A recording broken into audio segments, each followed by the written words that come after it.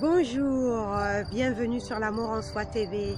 Alors, avant toute chose, comme d'habitude, je tiens à remercier tous ceux qui s'abonnent, laissent des commentaires et mettent des likes. C'est vraiment un plaisir de savoir qu'il y a des gens qui apprécient mes partages, les vidéos que je partage. Donc, merci beaucoup du soutien et de tout cet encouragement. Alors, la vidéo d'aujourd'hui porte sur les relations à distance. Est-ce que tu fais partie de ces personnes qui vivent une relation à distance avec leur partenaire? Si c'est le cas, laisse-moi te partager mon expérience à travers 4 clés.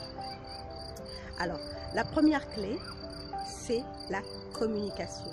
Aussi bien dans les relations où on partage le même espace géographique que dans les relations à distance, la base, c'est la communication. Tant qu'on ne communique pas, on s'éloigne. Alors que quand on communique, qu'on échange, qu'on partage, la relation est nourrie. Donc, il faut nourrir la relation par la communication et surtout manifester cette motivation de communiquer avec l'autre. Aujourd'hui, on a tous les moyens possibles et imaginables pour pouvoir rester en communication avec son partenaire, même s'il est à des milliers de kilomètres de distance. On a Skype, on a WhatsApp, on a les réseaux sociaux qui aujourd'hui aussi, la plupart ont le système vidéo et téléphone.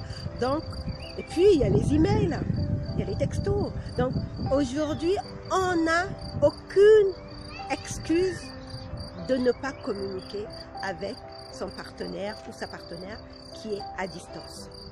Donc ça, c'est la première chose, la communication. Vraiment manifester une réelle motivation de communication. La deuxième chose, c'est la confiance.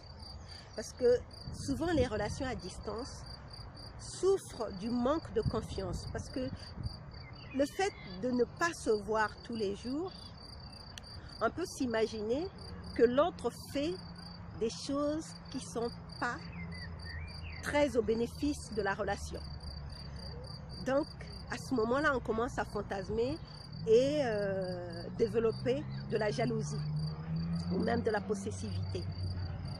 Surtout quand on n'arrive pas à voir son partenaire au bout du fil. C'est pour cela qu'il faut développer un sentiment de confiance. Ça, c'est la deuxième chose. La troisième chose, c'est de ne pas trop tirer les plans sur la comète. Ça veut dire quoi? Ça veut dire vivre dans le moment présent. Ne pas trop faire de projection sur le futur. Parce que on ne sait pas ce qui peut se passer. Même dans les relations où on vit dans le même espace géographique, on fait des projets et parfois ça ne fonctionne pas. À plus forte raison, pardon,